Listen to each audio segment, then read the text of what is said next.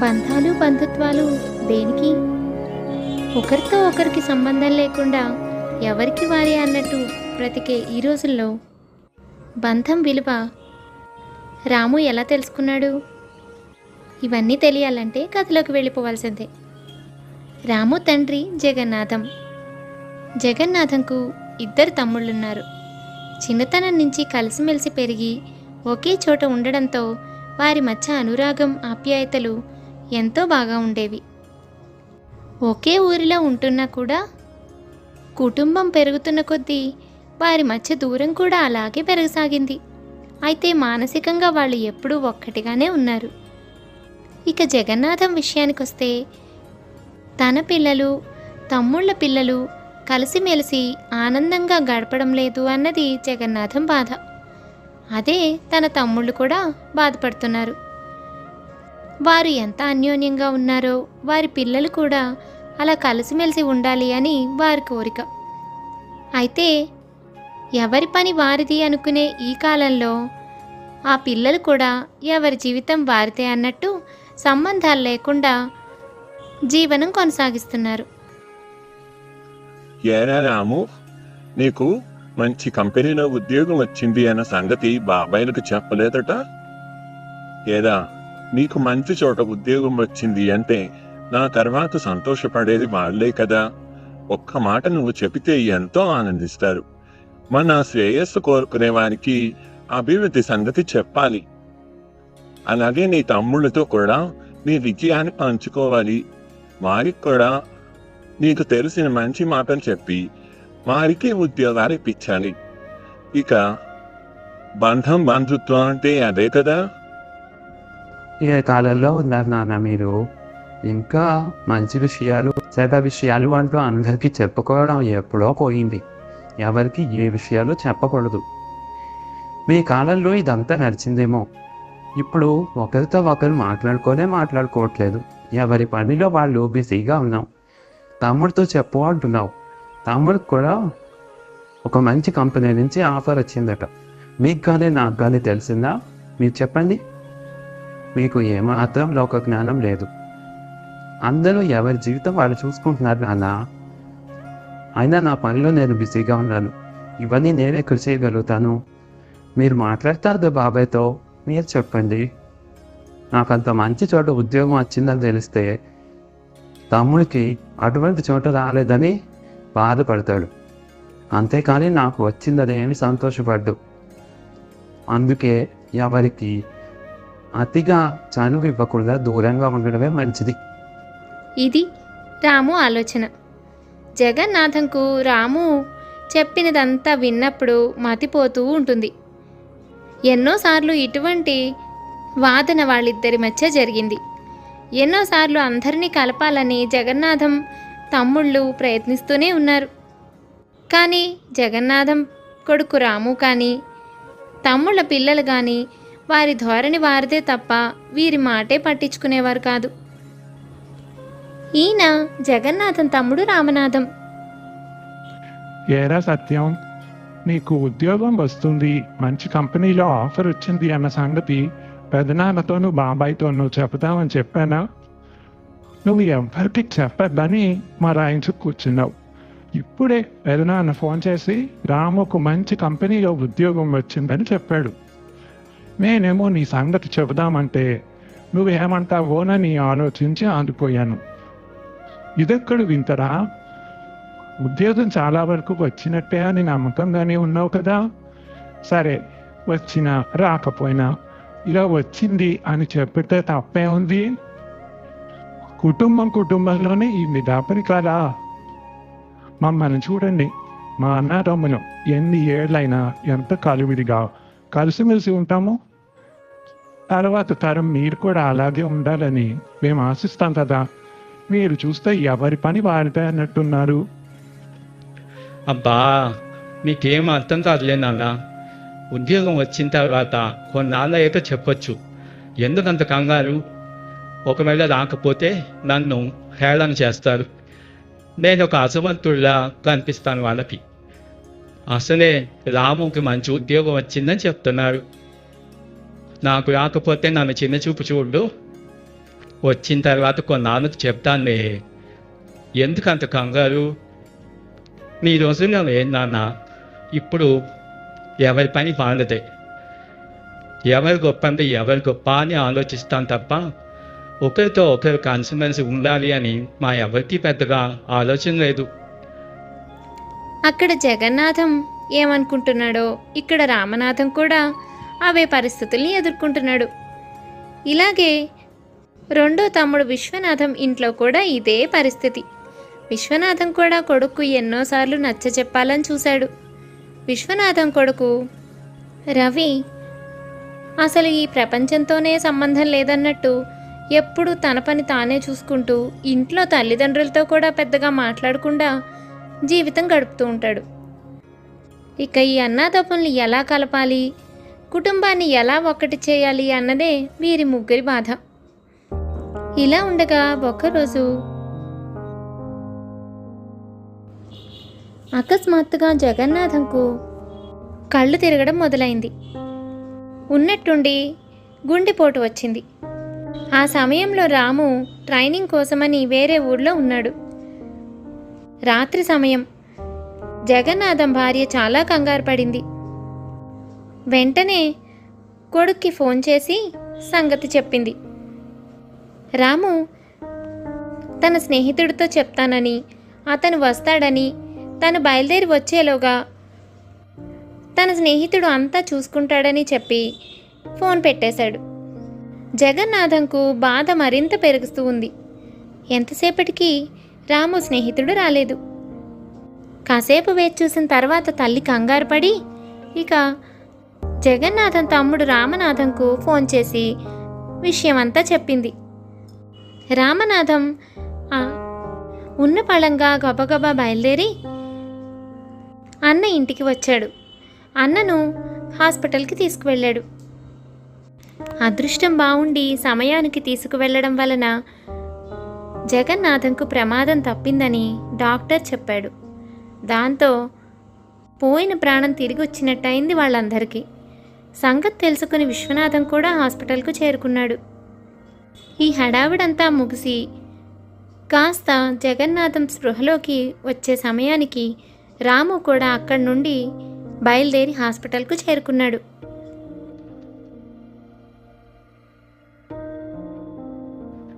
ఏంటమ్మా, నాన్న కనిపించడం లేదు? ఇంత పొద్దున్నే ఎక్కడికి వెళ్ళారు? రాత్రి మీ పెదనాన్నకు గుండెపోటు వచ్చింది. నిన్ను కూడా తీసుకువెళదామంటే ఎంతసేపు నిన్ను పిలిచినా పలకనే లేదు. ఏం చేస్తున్నావు సత్యం?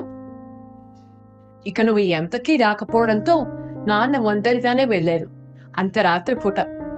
ఇప్పుడిప్పుడే కొంచెం పెదనాన్నకు నొప్పి తగ్గి సాధారణ స్థితికి వచ్చారట. ఇప్పుడే ఫోన్లో చెప్పారు. కాసేపున్నాక నాన్న కూడా వస్తారు. నీ పని ఏదైనా ఉంటే చూసుకో. నీకెందుకు ఈ విషయాలన్నీ? అది కాదమ్మా, అయితే బహుశా నేను పాటలు వింటున్నాను. ఆ చప్పుల్లో మీరు పిలిచింది నాకు ఏమీ వినిపించలేదు. అదే సత్యం. అలాగే నీకు ఏవో ఒక పనులు ఉంటూనే ఉంటాయి. అవి చూసుకో. నీకు ఎందుకు ఈ విషయాలన్నీ? పెదనాన్న కుటుంబం, బాబాయ్ కుటుంబం, ఇలా నీకు ఎవరితోనూ సంబంధాలు అవసరం లేదు కదా. ఇప్పుడు కూడా నీకు ఏదో ఒక అత్యవసరమైన పని ఉండే ఉంటుంది. అది చూసుకో. నాన్న ఇంటికి వచ్చాక నేను చూసుకుంటాను. తల్లి మాటలకు సత్యం తలదించుకున్నాడు. ఇంట్లో ఇంత జరుగుతుంటే తెలుసుకోలేదని తను కూడా బాధపడ్డాడు. తల్లిని అడిగి ఏ హాస్పిటల్లో పెదనాన్న ఉన్నాడో అక్కడకు చేరుకున్నాడు సత్యం. అమ్మా, కొంచెం నాన్నని అడిగి ఒక 20,000 డబ్బు ఇస్తావా? నా స్నేహితుడికి అత్యవసరంగా కావాలట. నేను ఇస్తానని మాట ఇచ్చాను. కొంచెం తొందరగా అడిగి తీసుకురామ్మా. అసలు నాన్న ఇంట్లో ఉన్నారా లేరా, ఏం చేస్తున్నారు, నీకు ఏమైనా తెలుస్తోందా రవి? తెల్లారాక ఇప్పటికెందుకు వచ్చావు? అది కూడా డబ్బు అడగడం కోసం. నీకు డబ్బు ఇచ్చేస్తే నువ్వు మళ్ళీ పైకి వెళ్ళి ఆ రూమ్ లో కూర్చుంటావు, అంతేనా? చివరకు మేము ఇక్కడ చచ్చిపోయినా పట్టించుకోవేమో. నాన్న అసలు రాత్రి నుంచి ఇంట్లోనే లేరు. పెదనాన్నకు గుండెపోటు వచ్చిందని తెలిసి హడావిడిగా బయలుదేరి వెళ్ళారు. నేను పిలిస్తే ఎలాగా రావని మాకు బాగా తెలుసు. తప్పనిసరి నేను ఇక్కడున్నాను. పాపం పెద్దమ్మ అక్కడ ఒంటరిగా ఎంత బాధపడుతుందో ఏమో.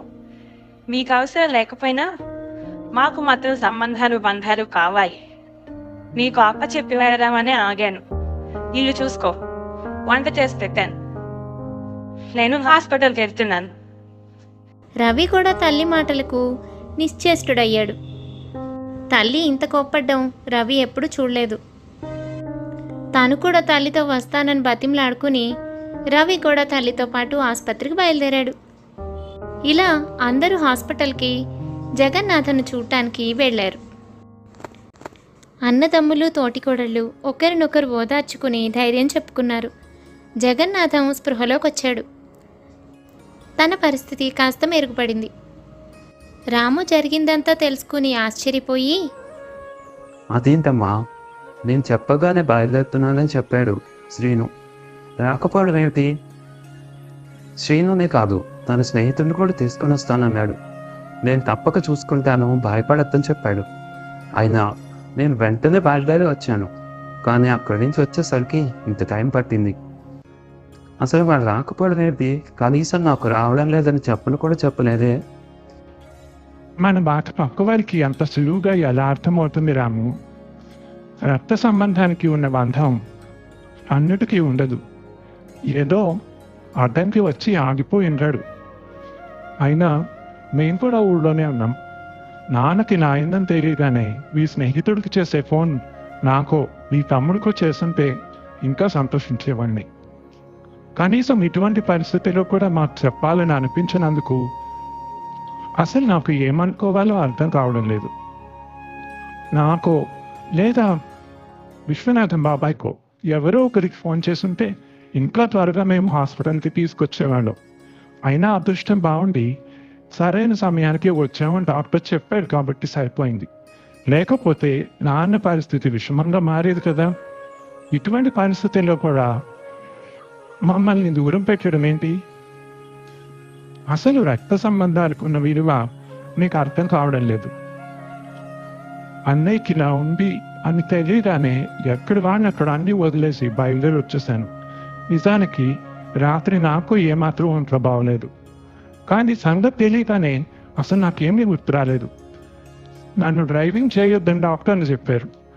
కానీ ఏది కూడా నన్ను ఆపలేదు. డ్రైవింగ్ చేసుకుంటూ అమ్మేని హాస్పిటల్కి తీసుకొచ్చాను. అదేరా రక్త సంబంధం. తనకి ఏదైనా అయితే మేము ఎలా తట్టుకోగలం?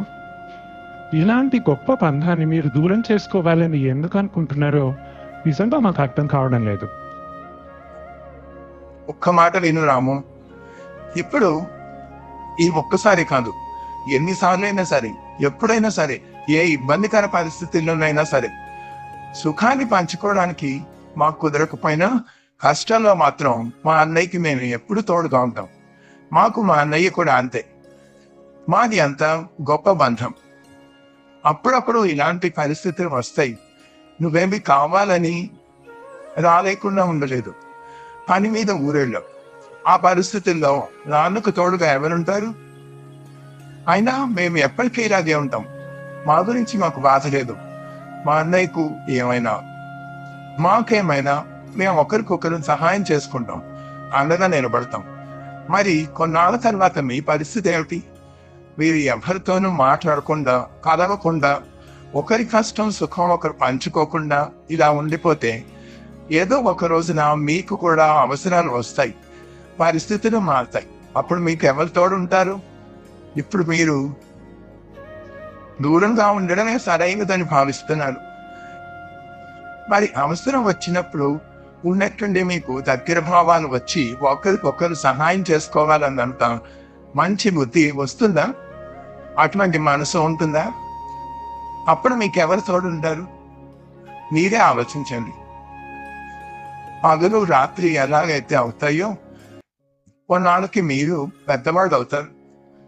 అప్పుడు మీకు ఎన్నో అవసరాలు వస్తాయి, ఎన్నో పరిస్థితులు ఎదుర్కోవాల్సి వస్తుంది.